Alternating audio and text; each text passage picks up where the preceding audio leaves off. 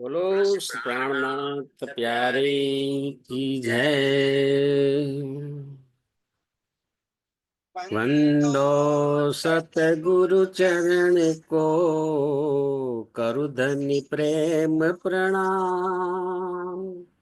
અશુભ હરણ મંગલ કરણ ધણી દેવ ચંદ્રજી નામ। શ્રી પ્રાણનાથ નિજ મૂલપતિ શ્રી મહારાજ સુનામ। तेज कुंवर श्यामा जुगल को पल पल करूं प्रणाम। तेनी जी मारा पल पल करूं प्रणाम। बोलो श्री प्राणनाथ प्यारे की जय।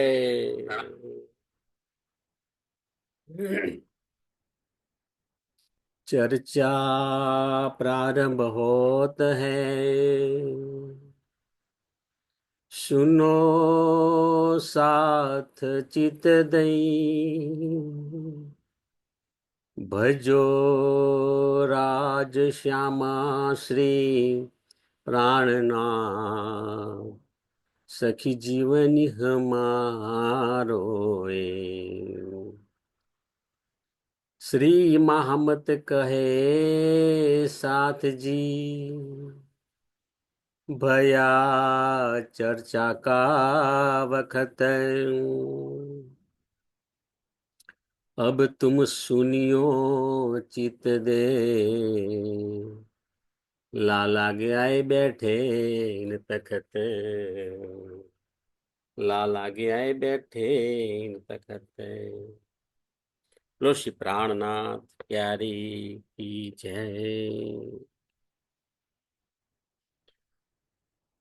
પૂર્ણ બ્રહ્મ સચિદાનંદ સ્વરૂપ ધામ ધણી શ્રી અક્ષરાતીત પરમાત્માની અસીમ કૃપાથી, સદગુરુ મહારાજના અપાર આશીર્વાદથી આપણે શ્રી વિતક સાહેબની ચર્ચા કરી રહ્યા છીએ। તેમાં અગાઉ જોઈ ગયા કે આ 12 ચુનંદા સુંદર સાથ મહામતી સ્વામી શ્રી પ્રાણનાથજી ના હુકમથી દિલ્હીના બાદશાહ ના દરબારમાં આવે છે। શા માટે? વિશ્વના કલ્યાણ માટે, એક વિશ્વ ધર્મની સ્થાપના કરવા માટે, કુરાનનું સાચું રહસ્ય સમજાવવા માટે, અજ્ઞાનતા રૂપી દજ્જાલને દૂર કરવા માટે, અને વિશેષ કહીએ તે બાદશાહના પોતાના ભલા માટે, એની આત્માને જાગૃત કરવા માટે આ 12 સુંદર સાથ એ બાદશાહના દરબારે પહોંચે છે। સુંદર સાથજી અત્યારે આપણે જે સમાચાર સાંભળી રહ્યા છીએ, કાશ્મીરની અંદર જે ઘટના બની એમાં આપણે જોયું કે સુરક્ષા દળ પણ ત્યાં છે। ચારે બાજુ સલામતીનું વાતાવરણ, અને એની અંદર મજહબના નામે, અંધકારના નામે, અજ્ઞાનતાના અંધકારને લીધે વાસ્તવિક ધર્મ એટલે શું એનું જ્ઞાન ન હોવાથી વિધર્મીઓએ જે રીતે હિન્દુ ધર્મના લોકોને જે ગોળી મારી, એ ખૂબ જ નિંદનીય કાર્ય છે। એની જે દુઃખ છે એ સહન ન કરી શકાય એવું છે. અને આવી પરિસ્થિતિની અંદર આખો દેશ, આખું વિશ્વ વિચારમાં પડી ગયું છે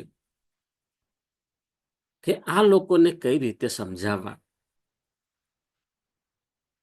ખરેખર વિધર્મના નાના બાળકો હોય ત્યારથી જ એ લોકોને એવી રીતે ઝેર ભરવામાં આવે કે જેને પરિણામે એમની સમજવાની ક્ષમતા જ શૂન્ય થઈ ગઈ હોય. એટલે અહીંયા આગળ સમજાવવાથી કઈ ફેર પડે નહીં. એટલે બોલીથી કામ નહીં થાય, ફક્ત ગોળીથી કામ થશે. નાન્ય પંથા વિદ્યતે. અને જ્યારે ભારતનું વિકરાળ સ્વરૂપ એમની સમજમાં આવ્યું ત્યારે તેઓ અત્યારે શું કરવું કોઈ રસ્તો એમને દેખાતો નથી. સ્વામી શ્રી પ્રાણનાથજીએ કહ્યું છે કે મારા 12 સુંદર સાથને જે તકલીફ આપી અને એને લીધે પછીથી પણ આ મુગલ સામ્રાજ્યને સહન કરવું પડશે. એમનો નાશ નિશ્ચિત છે. નાશ નિશ્ચિત છે ને એટલે જ અવળા રસ્તે જાય છે. સુંદર સાહેબજી એ જે શ્રીનગરની અંદર કાશ્મીરમાં જે આપણા હિન્દુ ભાઈઓ ની હત્યા કરવામાં આવી, હૃદય ખૂબ જ દુઃખથી વ્યથિત થાય છે. પરમ કૃપાળુ પરમાત્મા તેમની આત્માને ચીર શાંતિ આપે તેવી પ્રાર્થના કરીએ છીએ.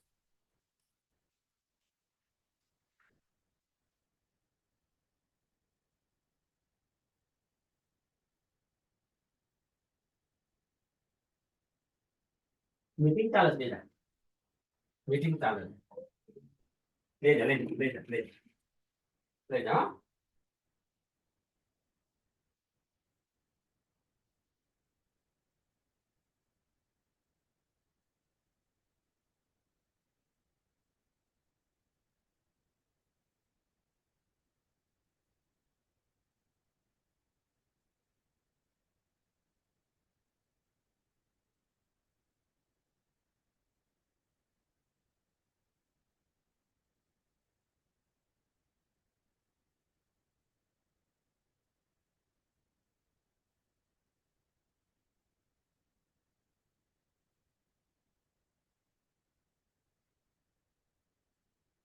મહામતી સ્વામી શ્રી પ્રાણનાથજી ના આદેશથી આ 12 સુંદર સાથ જે બોધ આપે છે એ બોધ પણ અહીં આગળ સમજીશું. અને તે દરમિયાન સ્વામી શ્રી પ્રાણનાથજી આ 12 સુંદર સાથને સંબોધીને જે પત્રી લખે છે એની પણ આપણે ચર્ચા કરીશું. કારણ કે તારતમ વાણી જે છે એ સમજવાની છે, એમાંથી આપણે બોધ લેવાનો છે. મુખ્ય વસ્તુ આ છે, બોધ લઈશું ને તો જ આત્મજાગૃતિ થશે. એ સિવાય આત્મજાગૃતિ થતી નથી. અહીંયા આગળ કહે છે કે જેવી રીતે સુગર કોટેડ કેપ્સ્યુલ હોય છે, ગોળી આવે છે એવી સુગર કોટેડ, એટલે અંદર જે પદાર્થ છે કડવો હોય ને એની ફરતે સુગરનું આવરણ હોય, તેવી રીતે જ્ઞાનની ફરતે ઈશ્કના આવરણને નિજબુદ્ધ કહે છે. ટૂંકમાં એમ કહી શકાય, નિજબુદ્ધ એટલે શું? જ્ઞાન વત્તા ઈશ્ક આ બંનેનો સમન્વય થાય તો એને એમ કહી શકાય કે આ નિજબુદ્ધની અંદર આપણે પ્રવેશ મેળવ્યો. એમ પણ કહી શકાય પરમધામની અંદર ઇલમનો સાગર છે અને ઇલમનો સાગર ઈશ્કના સાગરની અંદર ઝીલના કરે. આ કેટલી સુંદર વિચારધારા છે. એને પરમધામનું નિજબુદ્ધ કહેવામાં આવે છે. સુંદર સાજ એ કહે છે કે અક્ષર બ્રહ્મની પણ નિજબુદ્ધ છે. એ અક્ષર બ્રહ્મની નિજબુદ્ધને જાગ્રત બુદ્ધ કહેવામાં આવે છે. જેને આપણે અસરાફીલ કહીએ છીએ.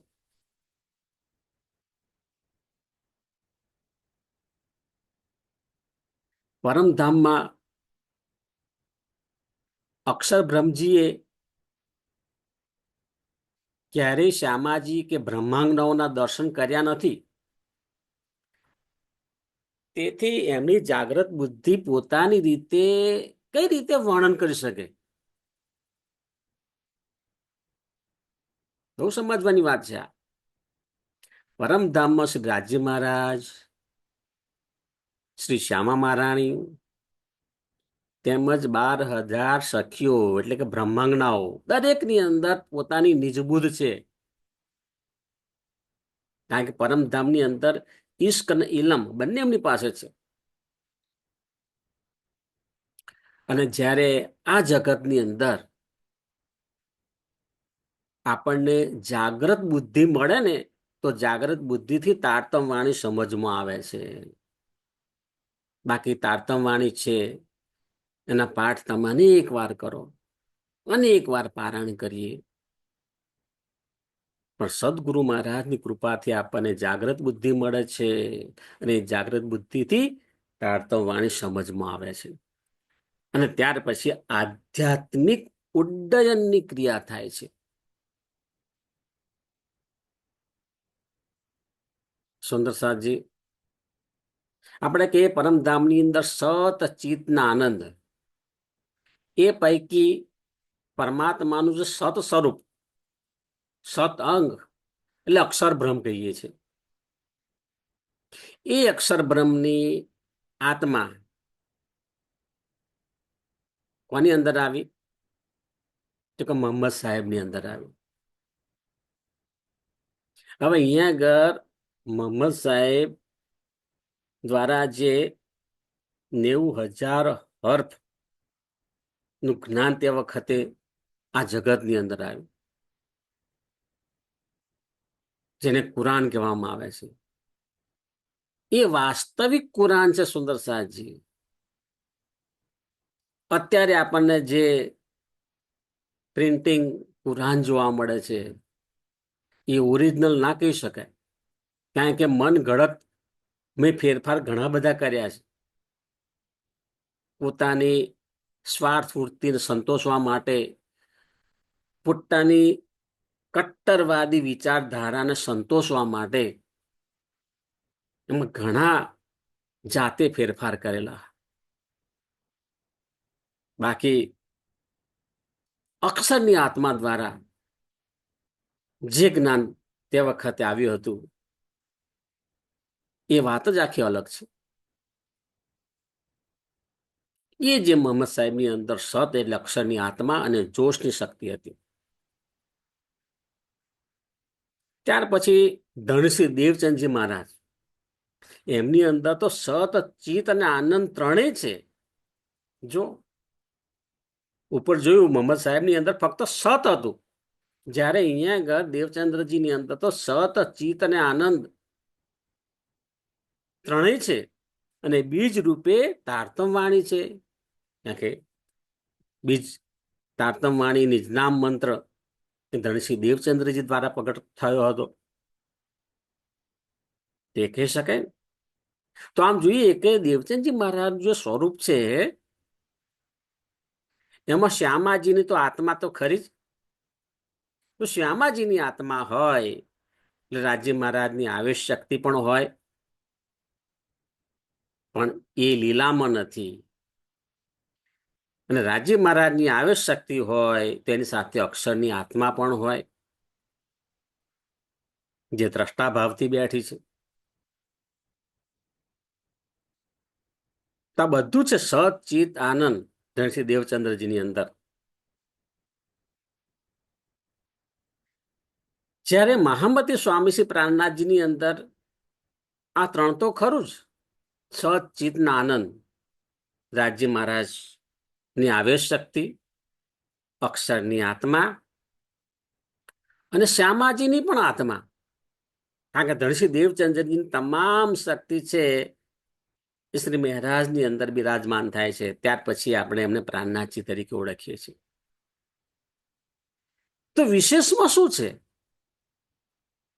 તો વિશેષમાં કહીશું કે ઇન્દ્રાવતીની આત્મા અને તારતમવાણી એ એડિશનની અંદર સવિશેષ બિરાજમાન છે. ને ધણીસિંહ દેવચંદ્રજીની અંદર જે શક્તિ હતી એ તમામ શક્તિ તો ખરી જ, પણ ઇન્દ્રાવતીની આત્માના ધામદિલમાં આ બધું છે. અને ઇન્દ્રાવતીની આત્મા દ્વારા આ જગતની અંદર તારતમ વાણી પ્રગટ થઈ છે. એમ કહી શકાય ધણીસિંહ દેવચંદ્રજીની અંદર દ્વારા જે તારતમ બીજ આવ્યું હતું, તારતમ મંત્ર પ્રગટ થયો હતો, એનું વિરાટ સ્વરૂપ મહામતી સ્વામીજી પ્રાણનાથજી દ્વારા તારતમ વાણીના અવતરણથી થાય છે. કેટલી સુંદર વાત છે. આ તારતમ વાણી છે અને વિતક સાહેબ એને જેટલું જેટલું મંથન કરીએ ને એટલું આપણને આનંદ આવે. સુંદર સાહેબજી, સવાલ થાય કે આ જગતમાં ધણીજી ક્યાં ક્યાં છે?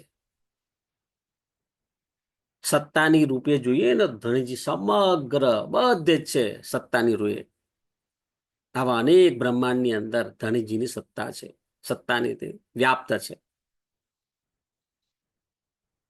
એની સાથે આપણે વિતક સાહેબ નો રેફરન્સ લઈને કહી શકીએ કે શ્રી 5 પદ્માવતીપુરી ધામ આમાં ઘુમ્મટજી અને ઘુમ્મટજીના તળેટીની અંદર મહામતી સ્વામી શ્રી પ્રાણનાથજી નૂરી તન બિરાજમાન છે. ત્યાં તો છે જ, પરંતુ આ ઉપરાંત જે તારતમ વાણીની અંદર શ્રી રાજ્ય મહારાજની આવેશ શક્તિ છે. તારતમ વાણીને ધામધણીનું વાંગમય સ્વરૂપ કહીએ છીએ આપણે, અને આ તારતમ વાણીની આપણે પૂજા કરીએ છીએ.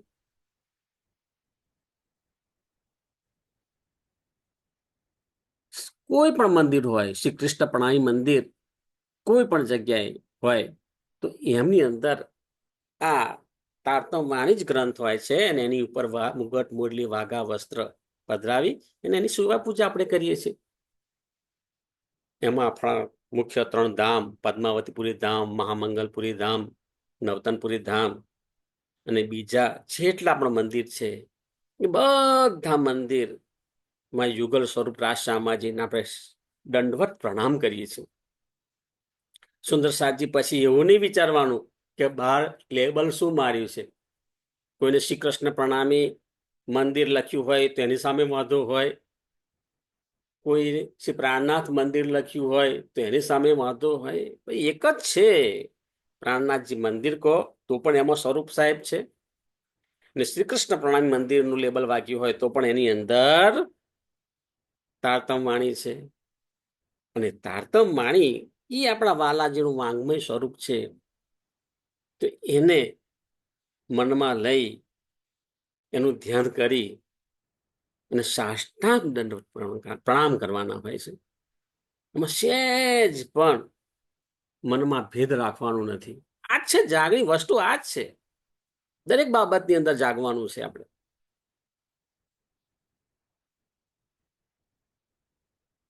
અગાઉ જે કઈ ધર્મનું રાગી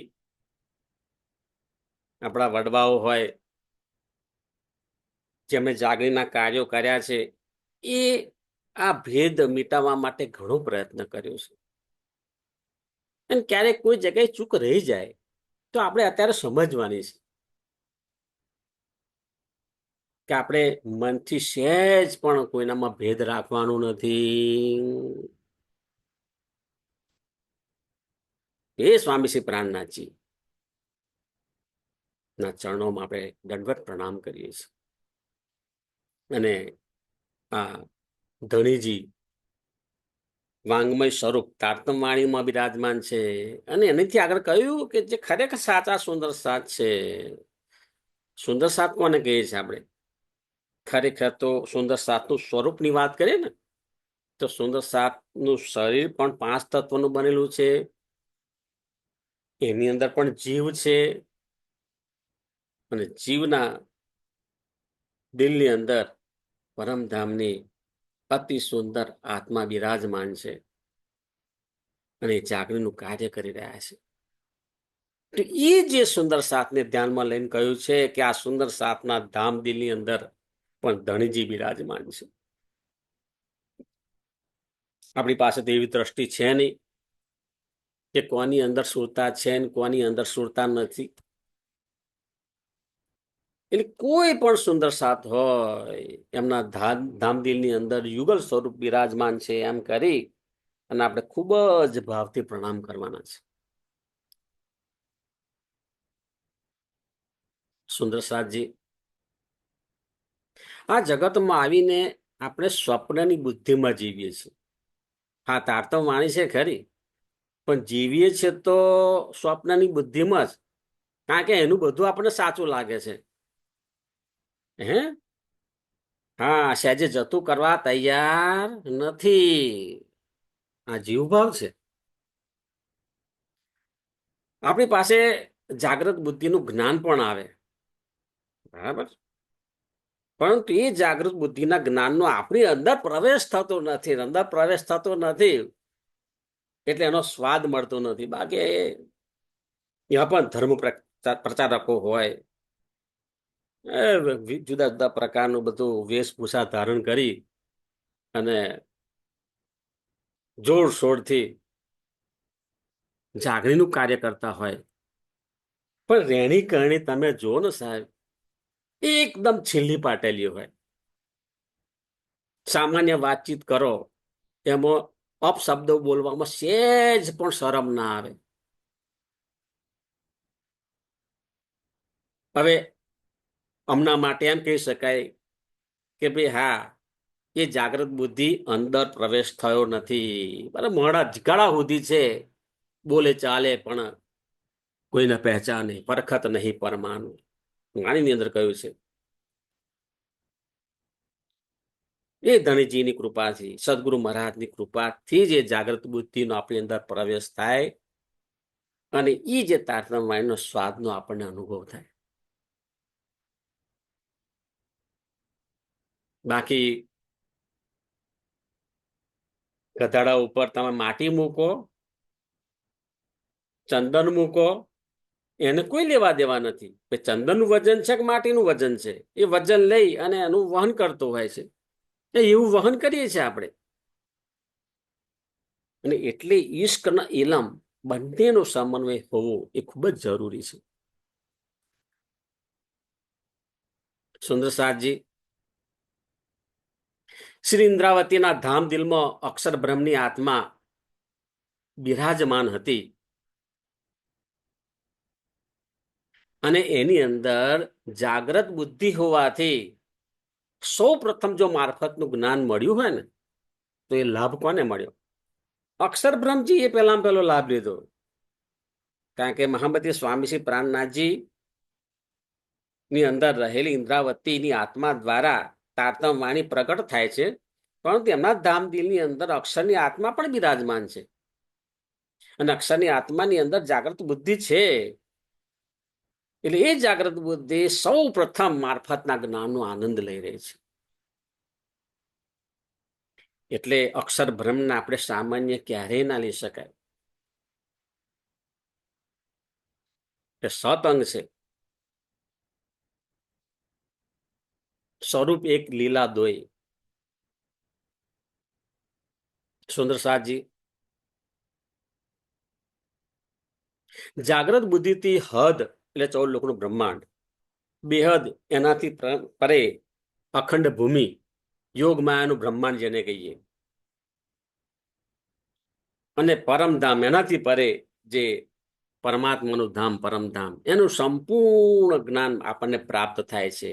એ જ્ઞાન પ્રાપ્ત કરવા માટે જાગ્રત બુદ્ધિ હોવી જરૂરી છે. તે જાગ્રત બુદ્ધિની વાત કરી. ફરીથી નિજબુદ્ધ એટલે શું? કે પરમધામનું જે જ્ઞાન છે ને, જેને ઇલમ કહીએ, એ ઇલમની ફરતે પરમધામનું ઈશ્ક, આ માયાનું ઈશ્ક નહીં, પરમધામનું ઈશ્ક ના સંયોજન થી બનતી જે દિવ્યતા છે, એ દિવ્યતાને આપણે નિજબુદ્ધ કહીએ છીએ. એક એક મુદ્દા કેટલા જ રસપ્રદ છે. સુંદર સાહેબ બહુ સરસ ઉદાહરણ આપ્યું છે અહીંયા. ગુલાબ જાંબુનું ઉદાહરણ આપણે આપીએ ને, ગુલાબ જાંબુ. તો ગુલાબ જાંબુ છે એને ચાસણીની અંદર ડુબાડી અને પછી બધાને પીરસવામાં આવે છે. એ ચાસણીની અંદર ડુબાડવાથી એનો સ્વાદ અનેક ગણ વધી જતો હોય છે. એમ તો અહીંયા આગળ આ બહુ સરસ ઉદાહરણ આપ્યું છે કે ઇલમ એટલે શું? તો કે છે રસગુલ્લા કહીએ. અને ઈશ્ક એટલે શું? ચાસણી. તો ઇલમ એટલે ગુલાબ જાંબુ અને ઈશ્ક એટલે ચાસણી. તો ગુલાબ જાંબુને ચાસણીમાં ડુબાડવામાં આવે, ઇલમને ઈશ્કની ચાસણીમાં ડુબાડવામાં આવે, ત્યારે એનો સ્વાદ ખૂબ ખૂબ ખૂબ ખૂબ મધુર બની જતો હોય છે. પરંતુ જ્યારે વ્યક્તિની અંદર ફક્ત ઇલમ જ હોય, ઈશ્કનો દંભ હોય, ઈશ્ક નથી ભાઈ, રેણી કરણી જીરો છે. રેણી કરણી જીરો શા માટે હોય? કારણ કે જે ઇલમ છે ને એ અહંકારની ચાસણીની અંદર ડૂબાડેલો છે. ભાઈ જાગો. ક્યાં સુધી અહંકારની ચાસણીમાં તમે ડૂબકી મારતા રહેશો?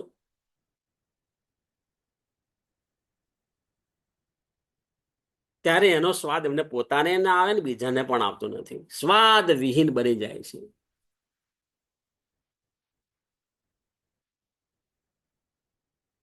સુંદર સાહેબજી ધનશ્રી દેવચંદ્રજીને શ્રી રાજજી મહારાજે દર્શન આપ્યા હતા.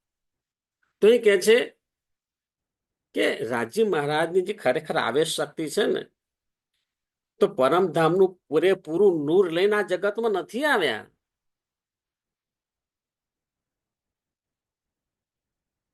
એ જે ધનશ્રી દેવચંદ્રજીની આત્મા જેટલું સહન કરી શકે ને એટલી માત્રામાં જ નૂર લાવ્યા અને દર્શન આપ્યા છે. કારણ કે રાજ્ય મહારાજની આવેશ શક્તિ એટલે એમ જ કહેવાય કે મૂળ જે સ્વરૂપ છે એની સિદ્ધિ કોપી.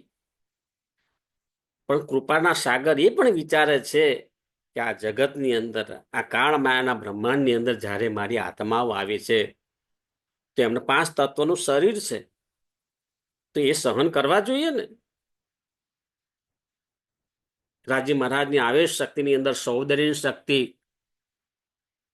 નૂરની શક્તિ શ્રી દેવચંદ્રજી હૃદયંગમ કરી શકે તેટલી માત્રામાં જ દર્શન આપ્યા છે.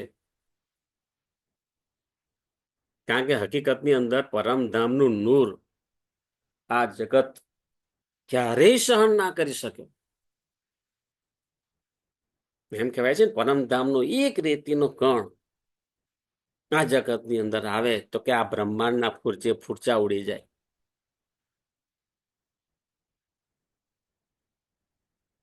આ છે તારતમ વાણીનું જ્ઞાન.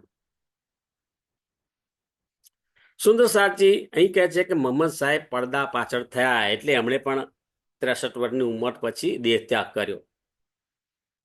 પણ ત્યાર પછી 990 વર્ષ અને 9 મહિના વ્યતીત થયા. ત્યારબાદ વિક્રમ સંવત 1638માં ધણીશ્રી દેવચંદ્રજીનું પ્રાગટ્ય થાય છે. ત્યાર પછી 120 વર્ષ સુધી, એટલે કે વિક્રમ સંવત 1758 સુધી પરમધામની આત્માઓ અને ઈશ્વરી સૃષ્ટિ આ જગતની અંદર માયા સાથે યુદ્ધ કરે છે. પરંતુ માયા સાથે યુદ્ધ કરે છે તેની પાસે હથિયાર કયું હતું? પરમાત્મા પ્રત્યેનું સંપૂર્ણ ઈમાન. ઈમાનના ડગો જે સુંદર સાજી ગમે તે થાય, આકાશ પાતાળ એક થાય, પણ પૂર્ણ બ્રહ્મ સચિદાનંદ સ્વરૂપ આપણા ધામધાણી પ્રત્યેનું જે ઈમાન છે ને એ ડગવું ના જોઈએ. એ આપણને અંદરથી ખબર હોય છે. હા, બહારથી કોઈ લાગે, જે લાગુ એ લાગે, પણ અંદરથી આપણે ઈમાન સહેજે ડગવા દેવો નહીં. ને એ ઈમાન છે એ મોટું હથિયાર છે, અને એ અજ્ઞાનતાનો નાશ કરવા માટે ખૂબ જ આપણને મદદરૂપ થાય છે. અહીં કે છે માયા એટલે શું? આ જગતની અંદર ખરેખર માયા એટલે અજ્ઞાનતા. મૂળ પ્રશ્ન જ આ છે, અજ્ઞાનતાનો પ્રશ્ન છે. ગમે તો તમે સમસ્યા જુઓ, એ સમસ્યાના મૂળમાં તમે જશો ને તો બે વસ્તુ તમને દેખાશે. અજ્ઞાનતાને લીધે એની અંદર અહંકાર આવે, અને અહંકાર આવે એટલે અવિવેકીપણું આવે ને, અવિવેકીપણું આવે ને એટલે પછી એવા એવા કાર્યો કરે ને, એવા કાર્યો કરે, એ પોતે એનું પોતાનું અધપતન થાય, પરિવારનું થાય, સમાજનું થાય, અને એની અસર દેશને પણ થાય. આ જે ઘટનાઓ બને છે અત્યારે પણ, એમાં તમે જો ઘોર અંધકાર, અને ઘોર અંધકારની અંદર અહંકાર એટલો મોટો હોય પાછો, અને એટલો અહંકાર હોય ને એટલી કટ્ટરતા બહુ હોય, એ માણસ વિવેક ભૂલી જાય, અને એ અવિવેકી કૃત્યની અંદર વિશ્વનું કેટલું બધું નુકસાન થાય છે. સુંદર સાહેબ, એ અહીંયા આગળ આપણને સમજવા મળે છે. એ માયા છે, બીજું માયા એટલે બીજું કશું નહીં, અજ્ઞાનતા છે. પોતાના સ્વ સ્વરૂપની ઓળખ નથી, એ અજ્ઞાનતા કહેવાય. પોતાનું જે આત્મતત્વ છે, એનો માલિક કોણ છે એની જાણ નથી, એ અજ્ઞાનતા છે. ધર્મનું સાચું સ્વરૂપ શું છે એનું જ્ઞાન નથી, એ માયા છે. એ અજ્ઞાનતા, એ અજ્ઞાનતા, એ જ માયા. અને એની પરિણામે આ જીવ છે એ એક યોનિમાંથી બીજી યોની અંદર ભટક્યા કરે છે. પણ ધાર્મિક કર્મકાંડ કરે છે, બધું કરે છે, પરંતુ ઓળખ વિના કરે છે, એટલે કશો અર્થ નથી. એનું રિઝલ્ટ છે ને જીરો મળે છે.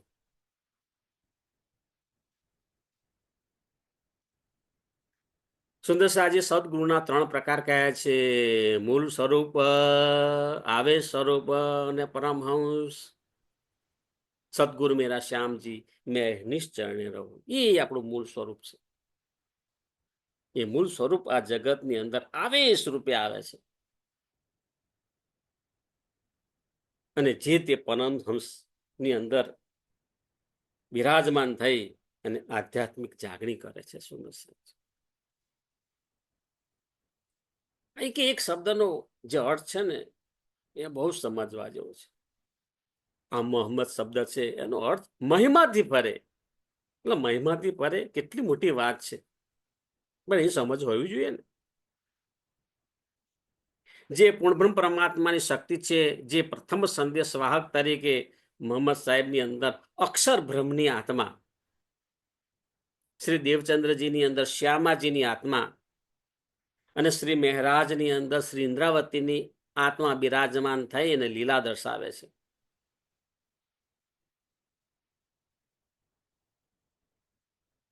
શ્રી મહારાજની અંદર ઇન્દ્રાવતીની આત્મા હતી, અને એ ઇન્દ્રાવતીની આત્માની અંદર કોનો કોનો પ્રવેશ થાય છે? શ્રી રાજજી મહારાજની આવેશ શક્તિ, શ્રી શ્યામા મહારાણીની આત્મા, શ્રી અક્ષર બ્રહ્મની આત્મા. આ 3 થયા. બીજા 2 અસરાફીલ ને જબરાઈલ.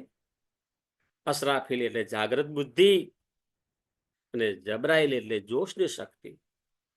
આ 5 શક્તિ ઇન્દ્રાવતીજીની આત્મામાં બિરાજમાન છે, અને એ સ્વરૂપને આપણે પ્રાણનાથજી કહીએ છીએ. સુંદર સાજી, આ કેટલી બધી જ્ઞાનની વાત છે. આવું જ્ઞાન કોઈ વ્યક્તિને પ્રાપ્ત થાય તો ક્યારેય અમાનવીય કૃત્ય ના કરે.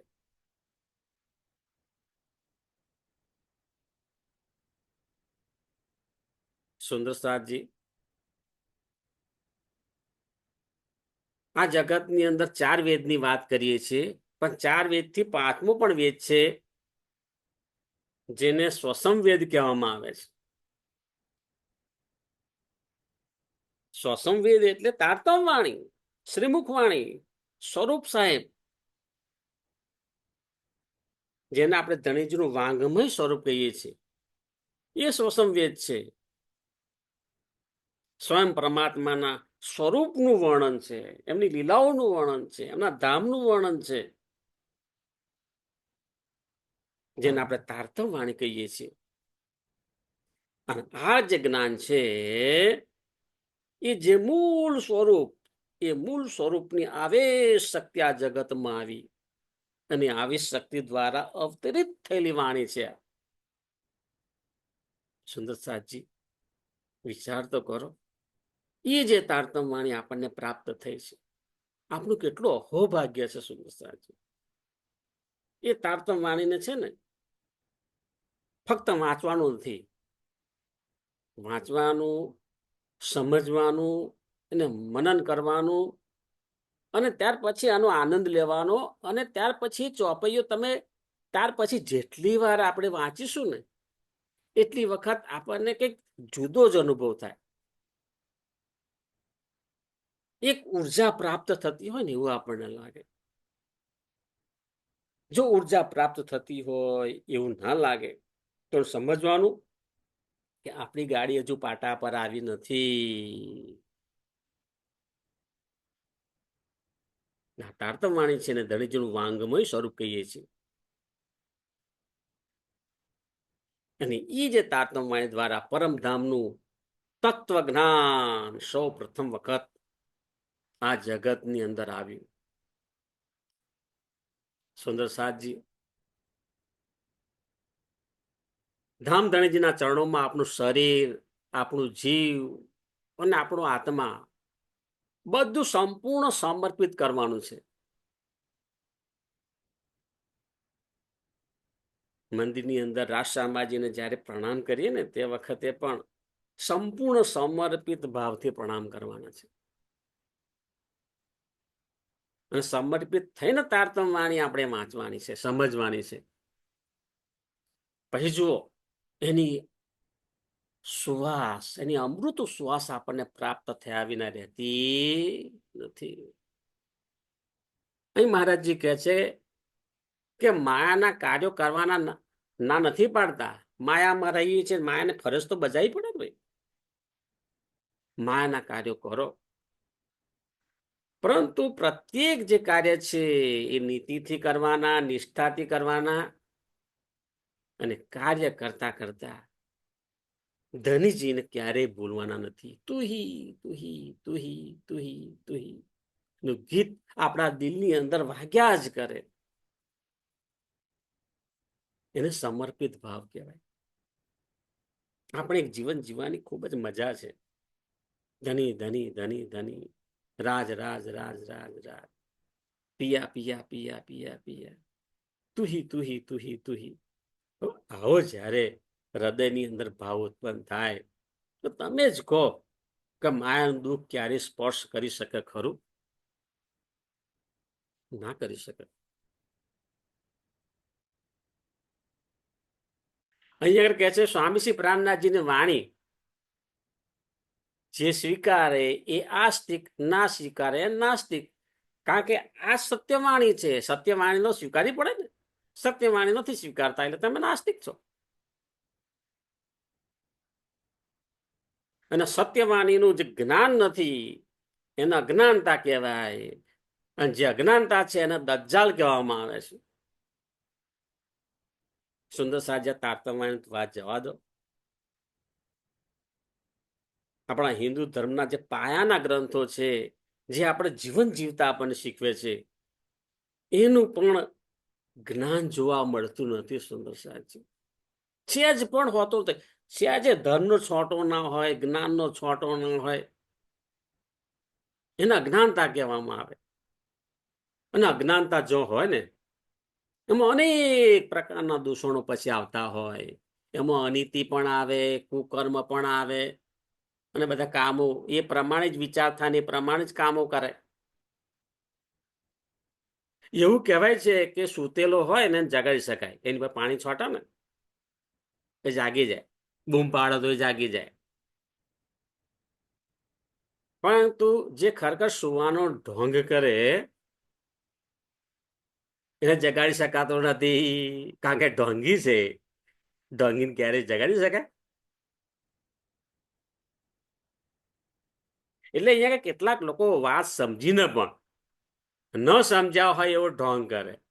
હવે જતા ઢોંગી લોકોનો ઢગલો હોય છે. હવે અમને કઈ રીતે સમજાઈ શકાય? આપણે સાદી ભાષામાં કહીએ ને, જોણી ને અજાણ્યો થાય.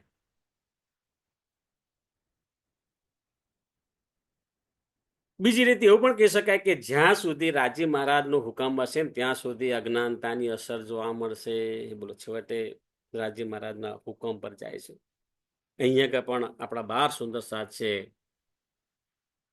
એ એમની જે નિડરતાની પરાકાષ્ઠાનો વિચાર તો કરો. તેઓ તે વખતે કેવો કટ્ટર શરિયતનો માહોલ હતો, અને એમાં સેજ પણ ડર રાખ્યા વગર એ પોતાની રજૂઆત કરે છે. તેમ છતાં પેલા કાજી મૌલવી એમને લીધે બાદશાહ સુધી આ જ્ઞાન પહોંચતું નથી. એ જે મૌલવી અને કાજી છે એ પોતાની સ્વાર્થ વૃત્તિને કારણે, પોતાના સંકુચિત વિચારસરણીને કારણે બાદશાહ સુધી જ્ઞાન ના પહોંચવા દીધું. જો તે વખતે બાદશાહ સુધી જ્ઞાન પહોંચ્યું હતું, સુંદર સાહેબ એમ કહી શકાય અત્યારે જે ઘટના બની એ કાશ્મીરની ઘટના ના બની હોત. કારણ કે આ સત્ય ધર્મ છે, સનાતન ધર્મનું જ્ઞાન સંપૂર્ણ વિશ્વમાં ફેલાઈ જાય. પણ આમાં પણ ધણીજી જે પ્રમાણે એમનો ખેલ કરાવવો હોય એ પ્રમાણે કરાઈ રહ્યા છે. છેવટે રાજ્ય મહારાજનો હુકમ હશે એ પ્રમાણે થશે. સુંદર સાજી બીજી વાત એ કરે છે, બહુ સરસ સરસ વાત છે. અહીંયા ચર્ચામાં બહુ આનંદ આવે. આપણે ક્યારેક શોભાયાત્રા જોઈએ છે. શોભાયાત્રા, રાજ્ય મહારાજની પણ શોભાયાત્રા નીકળે,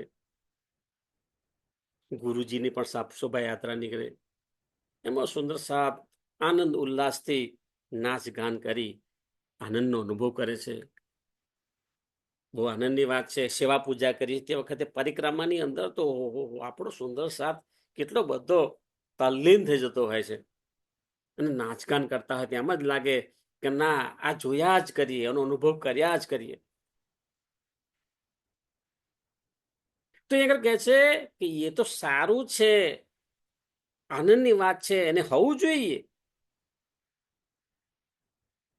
પરંતુ એની સાથે સાથે સુંદર શાહજી, આપણી અંદર રહેલી ચેતના છે, એ ચેતના પણ ધણીજીને રીઝવવા માટે નાચી ઉઠે ને જરૂરી છે. કારણ કે અંદરની ચેતના છે, અંદરની આત્મા છે ને, એના પ્રિયતમ ધામ ધણીજી છે. તો ધામ ધણીજી માટે અંદરની ચેતના જે છે, આત્મા, એ પણ નાચવી જોઈએ ને. હા, એ આત્મા જે છે એ પણ આનંદિત થાય. ટૂંકમાં આપણને અંદરથી આનંદ પ્રાપ્ત થાય કે ના, મેં મારા ધણીજી માટે હું કંઈક કરું છું. સેવા પૂજા કરતી વખતે પણ એમ થાય, ના, મારા ધણીજીને રીઝવવા માટે હું આ સેવા પૂજા કરું છું. બહુ જરૂરી છે. સુંદર સાથજી, પરમધામની આત્માઓ આ જગતની અંદર આવી છે, દુઃખરૂપી માયાનો ખેલ જોવા માટે આવી છે. પરંતુ અન્ય જે જીવ સૃષ્ટિ, ઈશ્વરી સૃષ્ટિ છે, એની સરખામણીની અંદર એની શું અંદર વિશેષતા છે? તો પરમધામની આત્માઓ જો છે, એ જે સુંદર સાથની અંદર અટૂટ ઈશ્ક હોય છે. રાજ્ય મહારાજ યુગલ સ્વરૂપ માટે ખૂબ જ ઈશ્ક હોય છે, પ્રેમ હોય છે, અને સાચો ઈમાન હોય છે. ક્યારેય એમનો વિશ્વાસ ડગતો નથી.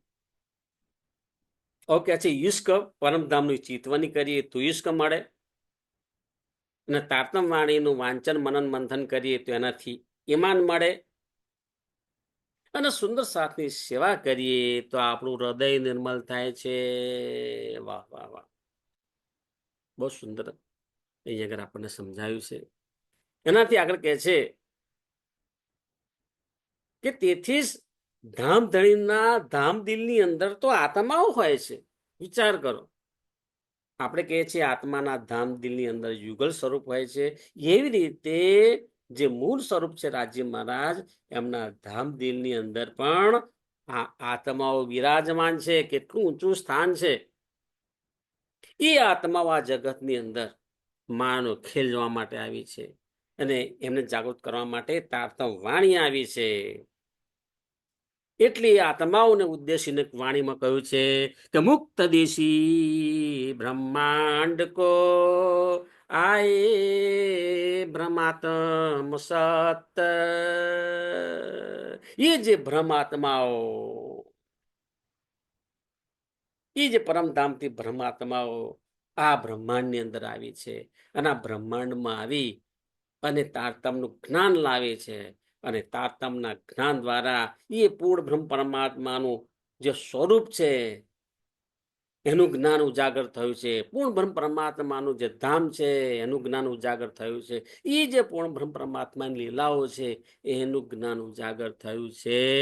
એટલે એ જે જ્ઞાનના સંપર્કમાં જે કોઈ આવશે એ બધા જ અખંડ મુક્તિના અધિકારી બને છે. તો આ જ્ઞાન તો ધીમે ધીમે ધીમે આખા બ્રહ્માંડની અંદર ફેલાશે. એટલે આ 14 લોકનો બ્રહ્માંડ છે એને ઉદ્દેશીને કહે છે મુક્ત દેશી બ્રહ્માંડ કો. એક દેશની વાત નથી, એક વિશ્વની વાત નથી, એક પૃથ્વીની વાત નથી, 14 લોકના બ્રહ્માંડની વાત છે. મુક્ત દેશી બ્રહ્માંડ કો આય બ્રહ્મ આત્મ સત. તુલસી પ્રાણનાથ પ્યારે કી જય. સદગુરુ મહારાજ કી જય. કૃષ્ણ કનૈયા લાલ કી જય. પ્રણામ સુંદર સાજી. સુંદર સાજીના ચરણોમાં મારા કોટાન કોટી પ્રણામે.